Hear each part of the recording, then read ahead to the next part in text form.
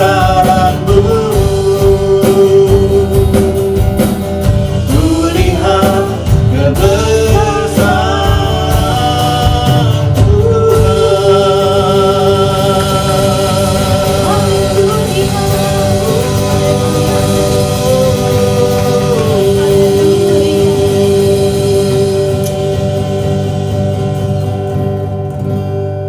Pagi hari ini kami sungguh mengakui dan memuji segala kebesaran-Mu Tuhan. Kami bersyukur Tuhan, kalau kami punya Allah yang besar, Allah yang luar biasa. Kami punya Allah yang tidak terbatas. Kami bersyukur Tuhan karena Engkau, kami punya Allah yang mengasihi kami, yang terus menyertai kami dan terus berbicara kepada kami. Pagi hari ini Tuhan, kami umat-Mu, kami rindu untuk mendengarkan perkataan-Mu.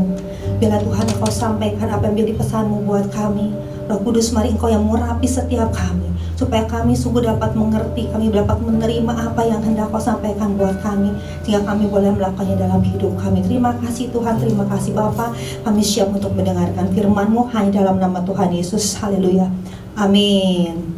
Shalom, selamat pagi Bapak Ibu si Tuhan. Saya percaya kita semua senantiasa ada dalam perlindungan Tuhan dan berkat Tuhan, amin. Kita mau kembali pagi hari ini dengan semangat belajar apa yang menjadi pesan Tuhan, karena kita tahu kita terus perlu tuntunan Tuhan hari-hari ini. Kita terus perlu mendengarkan perkataan Tuhan supaya kita tahu apa yang harus kita lakukan. Apa yang menjadi judul pesan Tuhan buat kita minggu ini adalah Tuhan berkuasa membuka dan menutup pintu. Ayat firman Tuhannya dari Wahyu 3 ayat 7 sampai 13. Saya akan bacakan ayat yang ke-7 dan 8 pagi hari ini. Wahyu 3 ayat yang ke-7. Dan tuliskanlah kepada malaikat jemaat di Philadelphia, inilah firman dari yang kudus, yang benar, yang memegang kunci Daud. Apabila ia membuka, tidak ada yang dapat menutup. Apabila ia menutup, tidak ada yang dapat membuka. Ayat 8. Aku tahu segala pekerjaanmu. Lihatlah, aku telah membuka pintu bagimu yang tidak dapat ditutup oleh seorang pun. Aku tahu bahwa kekuatanmu tidak seberapa, namun engkau menuruti firmanku dan engkau tidak menyangkal namaku. Nah, di sini jemaat Philadelphia mendapatkan pujian dari Tuhan. Kenapa? Karena dalam kondisi jemaat Philadelphia itu tidak terlalu besar, dan dikatakan juga kekuatan mereka itu tidak seberapa. Tapi mereka memutuskan untuk mereka terus bergantung kepada Tuhan yang tidak terbatas. Mereka terus menjadi jemaat yang taat melakukan segala kehendak Tuhan dan setia menantikan Tuhan. Sehingga Tuhan katakan bahwa Tuhan membuka pintu bagi mereka. Dan yang luar biasa, ketika Tuhan membuka pintu bagi mereka, mereka dapat segera menangkap dan memahaminya, kemudian mereka meresponinya dengan baik. Nah, kita melihat dalam meresponi mengenai membuka dan ketika Tuhan membuka dan menutup pintu, ada dua sikap yang kurang tepat ya dari orang percaya. Kita bisa juga nanti baca di warta di aplikasi RDMB kita. Yang pertama adalah mereka yang bergerak tapi tanpa memahami pemahaman akan waktu Tuhan.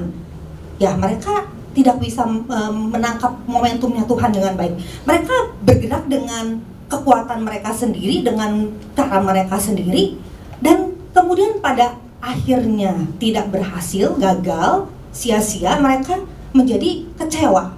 Ya, itu yang pertama. Yang kedua tipenya adalah mereka yang tidak bergerak ketika waktunya Tuhan itu tiba. Kenapa? Karena mereka tidak siap atau mereka enggan menggunakan kesempatan itu.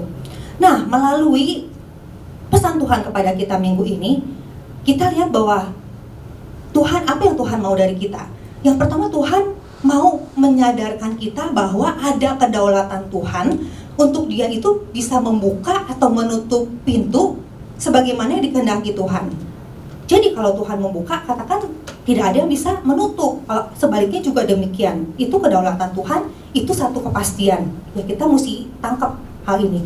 Terus Tuhan juga mau lewat pesan ini, Tuhan mau kita bisa menangkap momentum, ya, saya katakan momentum yang tepat. Kita tahu ketika Tuhan itu membuka kesempatan dan kita bisa segera bergerak gitu, sehingga kita tidak kelewat momentum itu. Nah, yang mau saya bagikan pagi hari ini, bagaimana kita tahu kapan Tuhan menutup pintu atau Tuhan membuka pintu. Dan ketika Tuhan menutup atau membuka, respon atau tindakan kita itu harus seperti apa, ya? Oke, jadi yang bagian pertama ini adalah saya mau bahas ketika ada pintu yang tertutup, ya, ketika ada pintu yang tertutup. Sekali lagi kita baca yang di Wahyu 3 ayat 7. Ya, dan tuliskanlah kepada malaikat jemaat di Philadelphia, inilah firman dari yang kudus yang benar yang memegang kunci Daud. Apabila ia membuka, tidak ada yang dapat menutup. Apabila ia menutup, tidak ada yang dapat membuka. Jadi, prinsip ini yang harus kita mengerti. Dikatakan kalau Tuhan sudah menutup, tidak ada yang dapat membuka. Pertanyaannya gini, bagaimana kita tahu kapan Tuhan itu membuka atau menutup pintu gitu kan? Atau kapan Tuhan menutup pintu? Nah, dalam komsel kami kemarin ada satu diskusi ya yang cukup menarik. Kebanyakan dari kita kan menjalankan usaha ya. Nah, pertanyaannya gini, jadi kalau ketika kita menjalankan sesuatu, terus kita menghadapi satu situasi yang sulit. Nah, dari mana kita tahu ini tuh sebetulnya situasi sulit, kita harus tekun ya, harus gigih untuk kita terus menjalankannya, atau ini waktunya berhenti karena Tuhan sudah menutup. Ya, itu kan kita bingung gitu untuk memutuskan. Dari mana kita tahunya kalau ini tuh Tuhan sebenarnya udah menutup. Kalau Tuhan udah menutup kan kita tahu nggak akan bisa buka, kita mau usaha gimana juga. Atau sebenarnya Tuhan nggak lagi menutup, tapi Tuhan mau kita lebih tekun lagi gitu menjalankannya. Nah, setelah berdiskusi, jadi ujung-ujungnya kesimpulan nggak ada cara lain. Nggak tahu ya kalau misalnya ternyata ada, cuman yang kami dapat adalah gini, tetap kita harus mendapat perkataan Tuhan. Tetap kita mesti datang kepada Tuhan. Ketika kita mau memulai sesuatu, kita harus memulai karena kita mendapat perkataan, menangkap perkataan Tuhan. Ketika kita juga menghadapi sesuatu, nggak ada cara lain yang lebih efektif juga selain kita itu datang kepada Tuhan dan kita tanya, kita dapat perkataan dari Tuhan. Nah, sekarang kan alasannya gini, nggak semua orang bisa dengar suara Tuhan kan. Jadi bagaimana gitu kan. Nah, saya ingat ya kemarin juga dibahas ada perkataan dari Pak Gembala yang bilang mendengar suara Tuhan itu bukan karunia khusus, tapi sesuatu yang biasa buat semua orang percaya, semua anak Tuhan.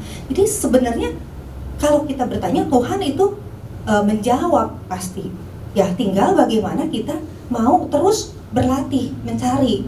Ya, makanya kan terus dalam 2 tahun ini connected to God, terhubung dengan Tuhan. Karena memang Tuhan mau menyatakan dirinya atau berbicara kepada kita. Belajar untuk nangkep, walaupun nggak bisa ya, ujung-ujungnya harus tanya lagi gitu sama Tuhan, itu seperti apa gitu.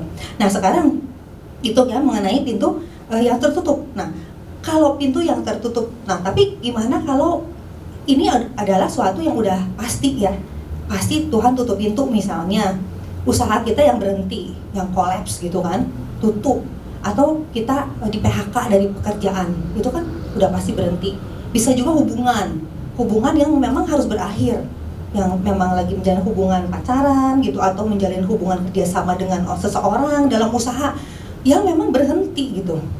Ya, itu kan berarti memang sudah tertutup jalannya. Nah, ketika kita menghadapi situasi-situasi seperti ini, nah tindakan apa yang harus kita lakukan? Nih, ini yang saya dapatkan ya, saya mau sharing. Yang pertama, ketika kita dalam situasi bahwa kita sadari bahwa pintu sudah tertutup, apa yang harus kita lakukan? Yang pertama adalah kita harus segera move on. Ya, jangan stuck di keadaan tersebut. Nah, kita sadari kalau memang keadaan tersebut terjadi karena kesalahan kita salah memilih, ambil keputusan, kita salah jalan. Jangan kita hidup di dalam penyesalan. Jangan merasa terintimidasi. Jangan merasa tertuduh dengan hal ini. Ya, kita bisa datang kepada Tuhan, kita bereskan di hadapan Tuhan, bereskan pengampunan, minta pengampunan. Kalau kita juga bertanggung jawab kepada orang lain, kita juga bereskan hal tersebut dengan pertolongan Tuhan, ya, dengan tuntunan Tuhan. Kalau kesalahan itu bukan kesalahan kita sehingga apa yang kita lakukan harus berhenti atau tertutup, jangan juga kita hidup dalam kemarahan, dalam dendam, dalam sakit hati ya kepada orang, atau marahnya juga sama Tuhan. Kenapa Tuhan tutup gitu? Biarkan, izinkan pintu ini tertutup gitu. Jadi itu yang tindakan yang harus kita lakukan. Nah selanjutnya, tindakan apa lagi ketika kita menghadapi pintu yang tertutup? Ambil waktu juga untuk merenungkan, ya, ambil pelajaran. Dalam segala hal terjadi kegagalan, kesalahan, ya, itu kita udah rugi. Jangan rugi 2 kali karena kita nggak belajar gitu dari hal tersebut. Ambil waktu untuk merenungkan, kenapa hal ini bisa terjadi? Kenapa kok Tuhan tutup pintu ini? Apakah ada hal yang salah yang kita ambil? Sehingga kita belajar dari hal-hal tersebut, ya, menjadi catatan kita untuk kita nanti melangkah lagi untuk selanjutnya. Nah, apa lagi tindakannya? Tindakannya adalah kita mau bergerak dengan cara yang baru. Cara yang baru apa? Cara Tuhan. Kalau dulu kita mungkin dengan cara kita sendiri, kita mau belajar bergerak dengan caranya Tuhan.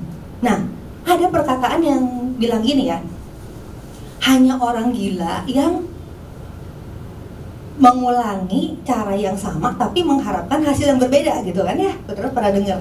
Jadi kita harus mulai coba cara yang berbeda, caranya Tuhan, minta tuntunan Tuhan. Tuhan sanggup memberikan kepada kita hikmat untuk kita bisa melakukan cara yang berbeda. Jangan lagi kembali kepada cara kita yang sama, ya, apalagi kalau salah itu cara yang salah, ya. Nah, terus yang terakhir, apalagi yang kita lakukan ketika ada pintu yang tertutup?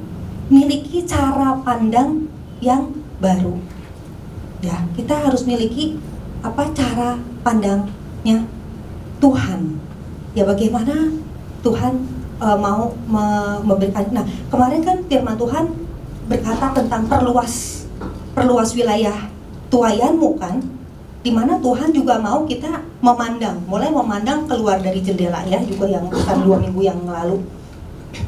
Dalam keadaan yang pintu tertutup, Tuhan mau kita coba untuk melihat lagi, memandang lebih luas wilayahnya, ya, tentang berbicara tentang penginjilan juga. Apakah Tuhan lihat ada kesempatan baru untuk kita penginjilan? Apakah Tuhan juga ada kesempatan baru untuk kita melakukan usaha atau bekerja dan lain sebagainya? Ya, perluas pandangan kita ketika ada pintu tertutup.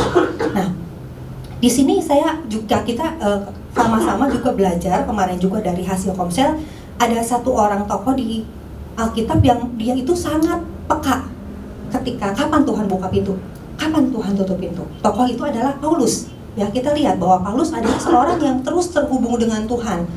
Dia mendapatkan panggilan dari Tuhan, khususnya untuk dia boleh memberitakan Injil kepada orang-orang bangsa-bangsa lain kan. Tapi ketika dia menjalani panggilan itu juga nggak berjalan, nggak Tuhan selalu buka pintu gitu. Kemanapun dia pergi, pintu penginjilan selalu terbuka. Ya, kita coba kita lihat ada juga di saat-saat dimana Tuhan menutup pintu gitu di satu wilayah gitu kan. Ya, kita lihat di Kisah Para Rasul 16 ya, 6 dan 7. Nah, di sini ini Paulus ya, mereka melintasi tanah Frigia dan tanah Galatia karena Roh Kudus mencegah mereka. Karena Roh Kudus mencegah mereka untuk memberitakan Injil di Asia. Sekarang ke-7. Dan setibanya di Misia, mereka mencoba masuk ke daerah Britinia, tapi Roh Yesus tidak mengizinkan mereka. Nah, 8 ya. Setelah melintasi Misia, mereka sampai ke Troas. Nah, jadi di sini kita lihat bahwa ketika Paulus, dia orang yang sangat cepat untuk bergerak dalam momentum Tuhan, tapi dia juga sangat peka ya untuk dia bisa tahu kapan Tuhan tutup pintu, kapan Tuhan buka pintu. Nah, kita lihat di sini ada peran Roh Kudus ternyata ya Bapak Ibu. Jadi waktu kita bertindak, kita ingat bahwa kita juga nggak perlu jadi takut gitu ketika kita mau melakukan sesuatu, karena kita tahu bahwa ada Roh Kudus yang Tuhan katakan dia yang akan menjadi penuntun, dia akan yang mengingatkan kita, ya, bahkan dia juga adalah Roh yang akan menyatakan kesalahan kalau kita ada kesalahan. Ya, jadi kita di sini juga ada saya mendapat ini juga ada satu kelegaan Ya, walaupun kita mungkin kadang-kadang kita tidak tahu apa yang harus kita lakukan, tapi kita percaya ketika kita juga terus dipenuhi oleh Roh Kudus, ada Roh Kudus yang akan juga selalu menuntun atau mengingatkan kita dalam perjalanan kita. Ya, jadi kita menjadi orang-orang yang terus dalam perjalanan kita peka, tahu kapan momentum yang tepat, kapan Tuhan tutup, kapan Tuhan buka pintu. Ya, itu bagian yang pertama, ketika ada pintu yang ditutup. Nah, sekarang yang kedua, ya, ketika ada pintu yang terbuka. Nah, saya akan baca yang ayat yang ke-8 di sini. Aku tahu segala pekerjaanmu. Lihatlah, aku telah membuka pintu bagimu yang tidak dapat ditutup oleh seorang pun. Aku tahu bahwa kekuatanmu tidak seberapa, namun engkau menuruti firman-Ku dan engkau tidak menyangkal namaku. Di sini Tuhan buka pintu ya buat jemaat di Philadelphia, dan Tuhan katakan kalau udah Tuhan buka nggak akan ada yang bisa menutup gitu kan ya. Jadi ini kita juga mau belajar ketika ada momen di mana Tuhan buka pintu ya, apa yang harus kita lakukan, bagaimana kita bisa menangkap ya. Kita mau belajar dari jemaat di Philadelphia. Nah, jemaat di Philadelphia dikatakan juga dikatakan di sini dia adalah jemaat yang taat. Mereka selalu mengikuti segala apa yang menjadi kehendak Tuhan. Ya, ketika kita juga mungkin belum bisa melihat ada pintu kesempatan baru yang Tuhan buka, ketika kita mau berusaha menangkap, ya, tetap kita harus melakukan dengan setia apa yang menjadi kehendak Tuhan. Ya, kita terus tekun, kita terus taat. Ya, sikap seperti itu yang terus harus kita lakukan gitu selama kita ini, sambil kita mau mencoba untuk melihat pintu yang terbuka buat kita. Nah, terus ketika memang ada saatnya kita dapat melihat ada pintu yang terbuka, nah, apa yang harus kita lakukan? Nah, saya juga mau bagikan, kita belajar dari jemaat di Philadelphia. Yang pertama, kita tidak fokus pada kelemahan dan keterbatasan. Ya, kita kan tadi juga lihat jemaat Philadelphia itu jemaat yang mereka kekuatannya nggak seberapa. Ya, tapi mereka benar-benar, mereka itu yang mereka lihat bukan keterbatasan mereka, kelemahan mereka, tapi mereka melihat kekuatan daripada Tuhan. Nah, sama ketika kita juga suatu hari Tuhan berikan kepada kita satu kesempatan. Kita melihat ada satu kesempatan. Ada kesempatan usaha. Ya, ada pekerjaan yang ditawarkan kepada kita. Tentu kita berdoa. Tapi kalau kita melihat terus kelemahan diri kita akan takut untuk ngambil. Kita lihat modal, kita nggak punya modal. Ya, kita nggak punya kecakapan dibanding orang lain lebih hebat, lebih luar biasa. Ketika ada kesempatan kita memberitakan Injil, kita merasa kita nggak bisa ngomong gitu, nggak bisa gitu, kita nggak berani ambil kesempatan itu.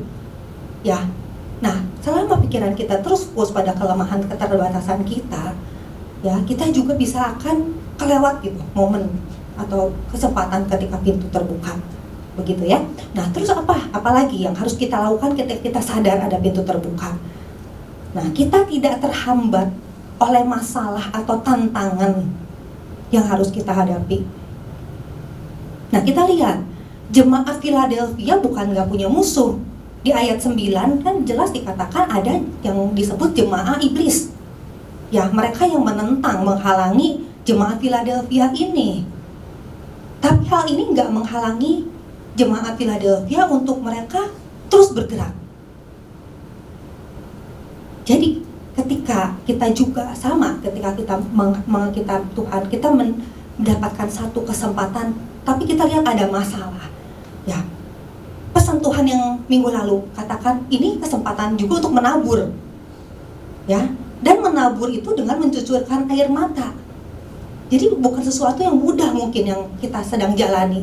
Perlu mencucurkan air mata. Kesempatan untuk menabur di mana-mana, walaupun kelihatannya kita sulit.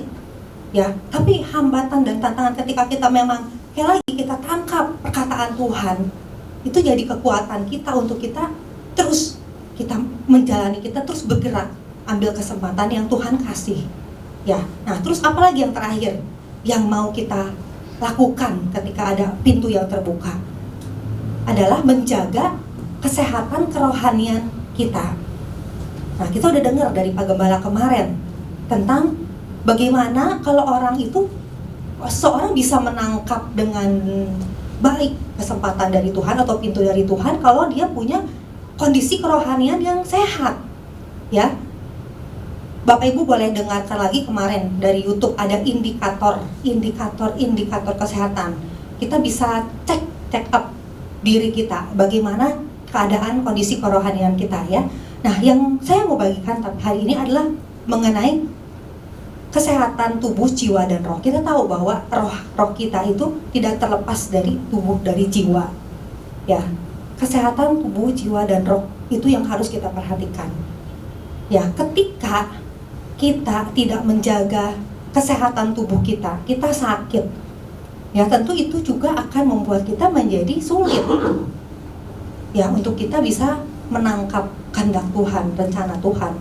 Ya, oleh sebab itu dari hari-hari ini kalau kita mau mendengar atau mendapatkan atau melihat kesempatan dari Tuhan, kita juga harus ingat untuk kita juga menjaga kondisi, khususnya di tengah-tengah kondisi kita saat ini kan, meningkatkan imun, olahraga, jaga makanan, tetap kita juga harus memperhatikan hal tersebut.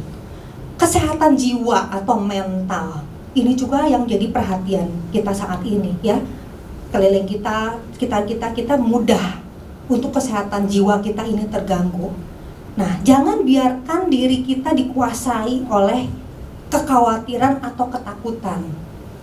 Ya, mungkin setiap hari ada aja sih hal-hal yang bikin kita khawatir, yang bikin kita takut. Saya juga sama gitu.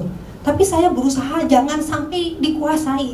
Kenapa? Karena kalau hari itu kita dikuasai ketakutan atau kekhawatiran, kita bisa rasakan bahwa iman kita menjadi lemah, ya. Kita nggak punya lagi semangat gitu untuk melakukan apa yang jadi kehendak Tuhan gitu, ya kan, boro-boro gitu. Aduh, rasanya stres gitu. Ya, jadi kesehatan mental, jiwa itu juga kita harus perhatikan. Jangan biarkan diri kita dikalahkan atau dikuasai, ya, oleh hal tersebut. Ya, terus terutama ya kesehatan rohani kita. Ya, nggak ada cara lain daripada kita terus mendekatkan diri kepada Tuhan, mengisi diri kita dengan firman-firman Tuhan, ya, melakukan apa yang jadi perintah Tuhan, sehingga kita terus memiliki kondisi kesehatan rohani yang baik untuk bisa menangkap apa yang menjadi kehendak Tuhan. Ya, jadi Bapak Ibu, pagi hari ini kita sama-sama belajar. Nah, kalau contohnya ini saya di hadapan saya ini ada pintu, ya. Jadi pintu ini kita sadar, pintu ini tertutup. Nah, daripada kita berusaha untuk buka gitu kan, kita gedor gitu kan. Kita tahu kalau Tuhan tutup pintu nggak bisa dibuka, mau gimana juga. Atau kita diam di sini gitu untuk kita menyesali, untuk kita marah. Nah, daripada kalau kita melakukan hal ini, kita nggak bisa melihat pintu yang terbuka. Apa yang harus kita lakukan? Kita harus berbalik. Nah, dengan berbalik kita akan lihat ada pintu-pintu kesempatan yang Tuhan sudah buka. Ya, kita harus mulai lihat, fokus pandangan kita ke sana. Kita tangkap setiap momen, kita mulai melangkah dengan kita minta tuntunan Tuhan. Kembali lagi, ya, yang Tuhan mau dari pesan demi pesan. Ya, kita lihat bahwa saya merasa bahwa Tuhan, apapun pesan Tuhan tiap minggu, itu Tuhan lagi menggiring kita. Ya, kalau saya merasa kayak memaksa kita untuk kita itu terhubung sama Tuhan, untuk kita balik lagi cari Tuhan, balik lagi tanya Tuhan, tangkap lagi perkataan Tuhan, ya, connected to God. Tuhan mau kita menjadi apa, barang atau benda yang diperabot yang untuk maksud yang mulia, ya, untuk menjadi alat Tuhan yang efektif, seperti jemaat Philadelphia, seperti Paulus, ya. Untuk jadi alat yang efektif, kita harus bisa menangkap momentum Tuhan, kapan Tuhan buka tutup pintu, gitu ya. Jadi mari umat Tuhan, pagi hari ini kembali saya mau mengajak kita sama-sama terus untuk kita berusaha belajar untuk terus terhubung dengan Tuhan, ya, karena itu satu-satunya cara atau tanda utama, cara yang paling efektif untuk kita boleh tahu kapan waktu yang tepat ketika Tuhan membuka atau menutup pintu, sehingga kita bisa berjalan dalam kehidupan kehendak Tuhan dan mengalami kemenangan demi kemenangan dalam hidup kita. Demikian firman Tuhan. Tuhan Yesus memberkati.